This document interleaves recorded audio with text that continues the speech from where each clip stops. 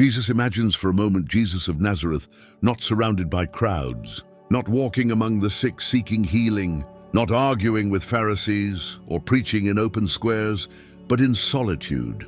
Think of him retreating to the silence of the desert, to the top of a mountain, or to the darkness of a garden before dawn. What was he doing there in those moments of intimacy with himself and with the divine? What was he seeking in the midst of absolute silence, far from all human noise? Today, we are going to explore why Jesus meditated every day, and why you should do the same, and most importantly, towards the end of this video you will discover the most powerful teaching of all, a truth that can forever transform your way of seeing life, spirituality, and yourself. Before we dive into this journey of revelations, I invite you to subscribe to this channel, leave your like, share this video with your friends, and leave your comment about what meditation means in your life. Your interaction not only strengthens this community of spiritual seekers, but it also opens the door for more people to have access to knowledge that remains hidden or ignored by the majority. Stay until the end, because what you will discover here may shake your perception of Jesus and the power that lies within you. Now think about this question. Why would someone considered the Son of God need to meditate? Many believe that meditation is only for those seeking inner peace, for monks or mystics trying to reach God. But Jesus, who already lived in communion with the Spirit, he practiced this state of deep recollection daily. The Gospels tell us that he would withdraw to solitary places and pray. The word pray does not always mean repeating words or prayers learned, but rather entering into a direct union with the divine.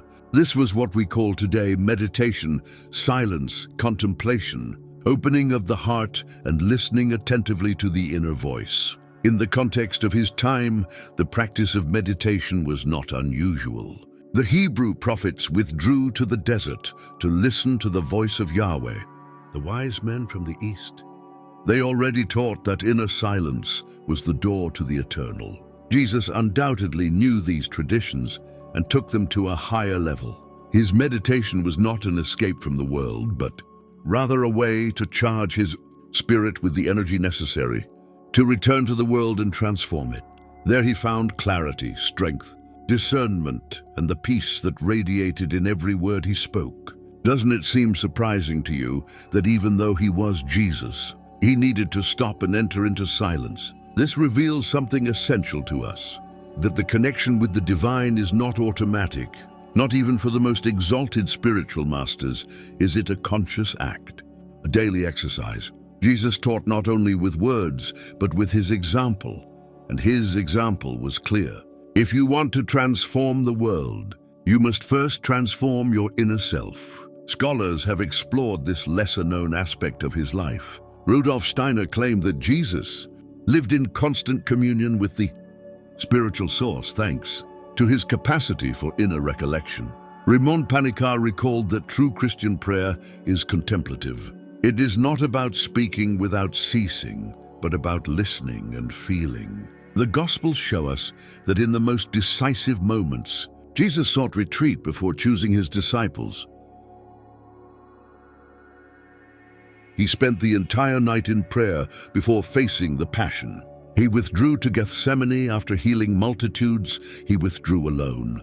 What does this tell us? That inner silence was as vital to him as the air he breathed. Let us think about our own lives. How many times do we feel that the mind is a turbulent sea where thoughts never stop, and that anxiety consumes us? Jesus understood that the human mind is like a lake that only reflects light when its waters are calm. When meditating, he silenced the noise of the mind and allowed the light of the Spirit to shine unhindered. What would happen if you did the same thing?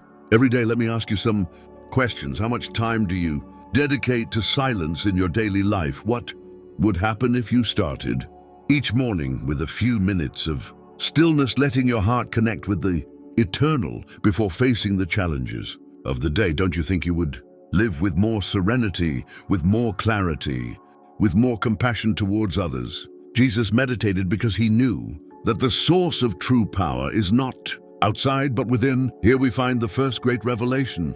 Jesus did not meditate because he needed to, in a human sense of lack, but because he understood the fundamental spiritual law that all powerful action first arises from silence. Every miracle he performed, every word he spoke, every teaching he left was sustained in that secret space of union with the divine. That was the invisible root of his greatness. Think about your own life. Perhaps your way of acting would not be different if each decision, each word, and each step were born from a calm heart and connected with the superior that is the invitation that Jesus makes us today. With his example, it is not enough to admire him, we must imitate him. It is not enough to believe in him, we must walk as he walked in silence, in meditation, in union with the divine. Leave in the comments what silence means to you. Have you ever experienced that feeling of calm so deep that it seems to connect everything that exists? What place does meditation occupy in your life? Your words can inspire others to also begin this path. But pay attention, because this is only the beginning. What we have explored up to this point is just the gateway. In the next part, we will discover how meditation was not only a practice of Jesus to nourish himself spiritually, but also the preparation that enabled him to perform miracles, heal diseases, teach with authority, and endure trials that for others would have been unbearable. And most surprisingly, we will see how those same principles can be applied in your life, allowing you to awaken an inner power that you did not even suspect you possess. Imagine again Jesus withdrawing in solitude, breathing deeply, closing his eyes and quieting all thoughts. Those moments of silence were not moments of evasion, but preparation for something greater. Each retreat, each moment of meditation was an act of inner strengthening that enabled him to return to the world with clarity and strength that surprised all who listened to him and followed him. Jesus knew that life is a constant battle between external noise and the internal voice, the bustle of the crowds, the demands of those who sought him out, the criticism of his opponents, and the shadows of betrayal were always present. However, the calm that he radiated did not come from outside, but from his deep connection with the eternal. That connection was cultivated in silence, in contemplation, in the daily practice of what today we call meditation. Let us think for a moment how Jesus could sustain such an immense mission without breaking down. Humanly speaking, he was exposed to the same tensions as any of us: tiredness, hunger, pain, loneliness, anguish. But he knew the secret of entering into direct contact with the divine source. There, in that invisible space, he found the energy to heal the sick, patience to teach those who did not understand, and compassion to forgive even those who condemned him. The Gospels clearly show this dynamic. After a whole day of healing and preaching, instead of resting, Jesus would withdraw to pray in silence. Before multiplying the loaves and fishes, he would raise his gaze and his heart in communion with the Father. Before raising Lazarus, he spoke words of gratitude and inner connection. All these moments show us that each miracle was preceded by an act of spiritual recollection. It was not magic or simple external power. It was the manifestation of a life rooted in union with the divine. Theologian Henry Nouwen, he affirmed that solitude is the furnace of transformation. Jesus entered into that solitude not to escape from the world, but to transform himself and return transformed. There he obtained a clear vision of his mission and the strength to carry it out. Isn't this what we need in our daily lives? An inner space where we can renew our strength before facing the challenges that await us. I invite you to reflect on how many times you act driven by the rush for an immediate reaction without stopping to listen to your inner self. Your life would not be different if, before each important decision, before each difficult conversation, you could enter into silence and listen to that deep voice that is always there, waiting to be heard. Jesus meditated because he understood that true authority does not arise from external noise or imposition, but from inner coherence. When he spoke, his words had power, because they were born from the truth that he experienced in his own being. When he healed, his touch transmitted life because it was filled with the energy that he received in the union with the eternal. When he forgave, he did it with sincerity because he had learned in silence that love is stronger than hate. The philosopher Soren Kierkegaard said that prayer does not change God, but rather changes the person who prays. Jesus did not need to convince God or ask for favors. His meditation was a perfect alignment with divine will. In that state of union, all separation disappeared, and what he thought, felt, and did became a reflection of the eternal. This is the key that allowed him to accomplish the impossible, because he did not act from his human ego, but from the fullness of the Spirit. Now I ask you directly, what would happen if you too learned to live that way? What would happen if each day, instead of starting with worries, complaints, or distractions, you sat for a few minutes in silence, breathed deeply, and opened your heart to infinity? Life would change. Your words would have more weight, your decisions more clarity, your relationships more harmony, not because you were perfect, but because you would be connected with the source that gives meaning to everything. Jesus meditated daily because he understood that everything visible originates in the invisible. His actions were powerful because they were rooted in a reality that the eyes cannot see, but that is felt deep within the soul. This is the secret that humanity often forgets. To transform the outside world, you must first transform the inside. I want you to think about this. What miracles could happen in your life if you learn to get in touch with the same source that strengthened Jesus? I'm not necessarily talking about spectacular miracles, but of everyday miracles. Finding peace in the midst of chaos, forgiving where it seemed impossible, loving those who have hurt you, standing firm in times of storm. These internal miracles are what open the door to equally surprising external changes. Write in the comments what experience you have had when practicing meditation, or if you have ever felt that a decision made from calm was wiser than one made in haste. Your words may inspire other seekers to take the first step, but the most important thing is yet to come.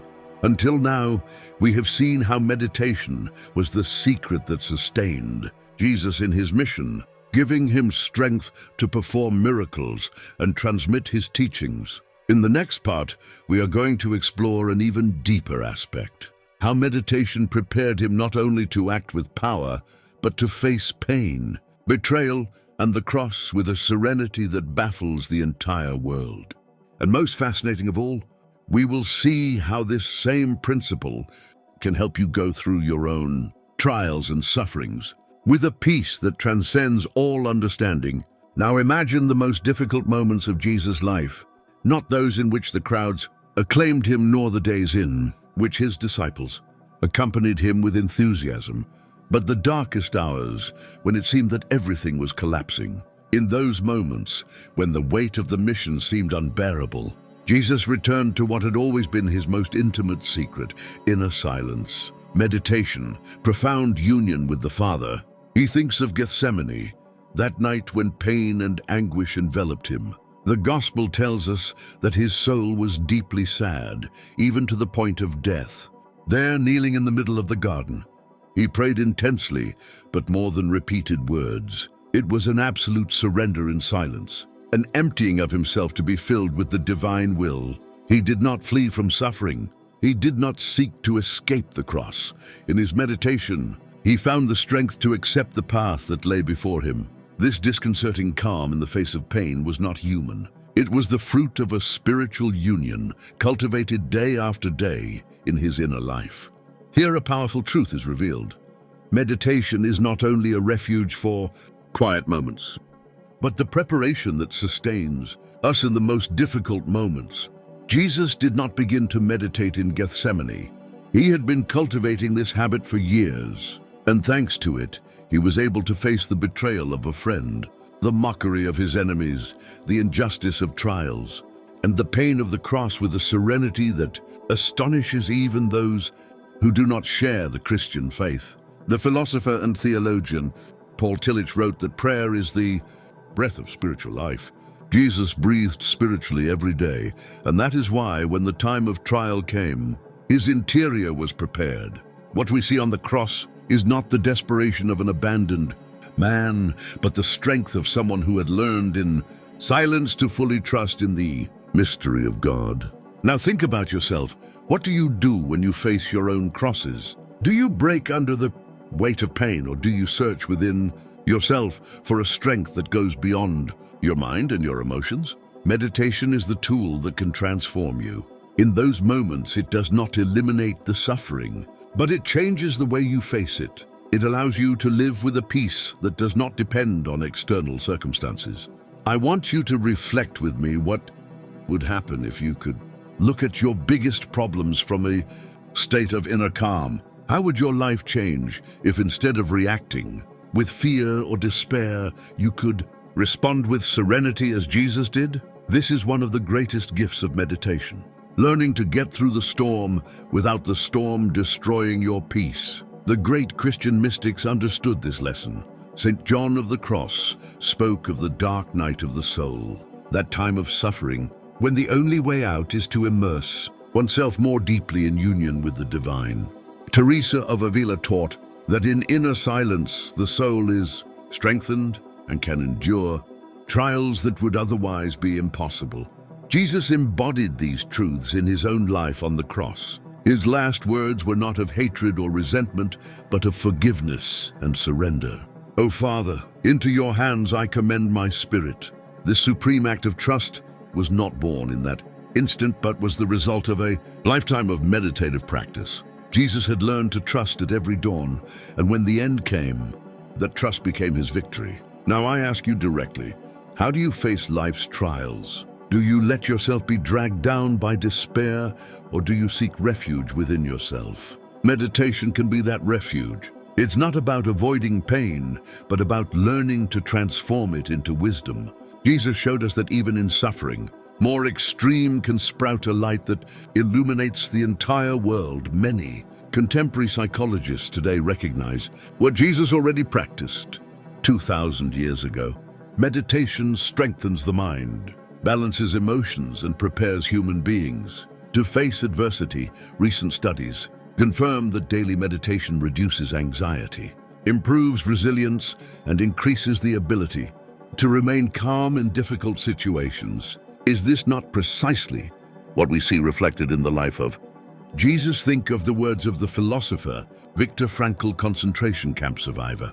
Everything can be taken from man except one thing, the last of the human freedoms, the right to choose one's attitude in any circumstance. In his daily meditation, Jesus cultivated that inner freedom that nothing and no one could take away from him. Neither Roman power, nor the betrayal of Judas, nor the pain of the cross could destroy his peace. Let me invite you, the next time you face a problem that seems unbearable, instead of reacting immediately, sit in silence. Breathe deeply and listen to your inner self. Do what Jesus did.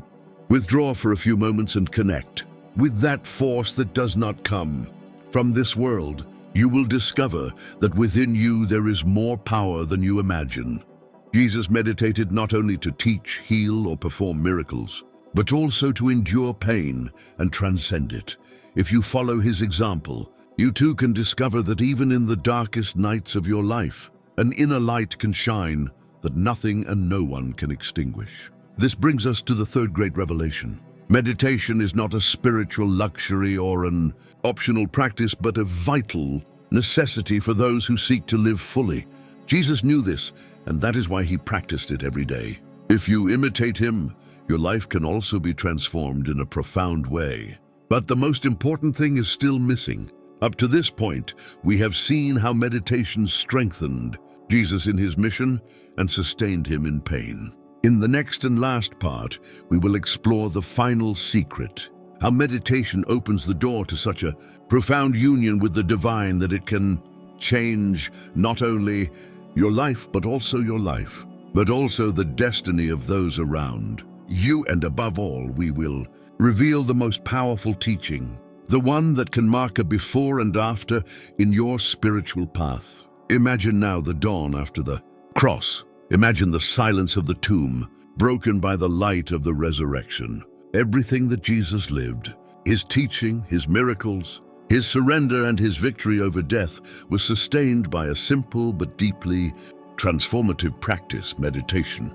It was in that state of inner communion where he cultivated strength and clarity, and the serenity that led him to fulfill his mission to the end. And this is the secret that opens before us. Today, Jesus did not meditate to escape from the world, but to transform it from the roots. And if you decide to follow his example, you can also transform your own life and the world around you. Meditation is not just a technique, it is a path back to the essential. Jesus taught us that the kingdom of God is not outside, but within us. When he withdrew into silence, he was not escaping from reality, he was entering into the deepest reality, she who sustains all things. Every day as he meditated, he experienced the truth that his words proclaimed, that he and the Father were one. This union was the foundation of his power, his compassion, and his spiritual authority. Ask yourself how many times you have searched for answers outside of yourself, in people, in things, in distractions, without realizing that what you are looking for is already within you. Jesus meditated to show us the way back to that source. He did not say that the kingdom is in the temples, nor is the kingdom in the powerful, but the kingdom of God is within you. Meditation is the key that opens that inner door the great mystics understood it and repeated it again and again. Master Eckhart, whose phrase opened this journey, taught that inner silence is the dwelling place where the soul unites with God. Saint Augustine searched for God in everything external until he understood that God was more within him than his own interior. Jesus, with his example, taught us that true spirituality is not about accumulating words, but about cultivating silence. Is not about empty rituals, but about a direct and living experience. Here we come to the most powerful revelation. Jesus meditated every day, not only to find peace or strength, but because he knew that meditation is the bridge to total union with the divine, and that union is what radically transforms the human being.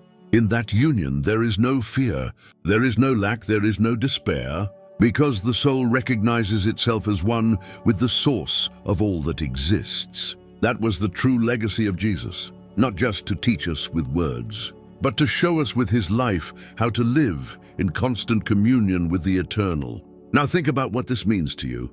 If Jesus, the Master of Masters, meditated every day to keep his union with the Father alive, how much more do we need to do so? Meditation is not a luxury, it is a necessity. It is the food of the soul, the breath of spiritual life, the root of all true power.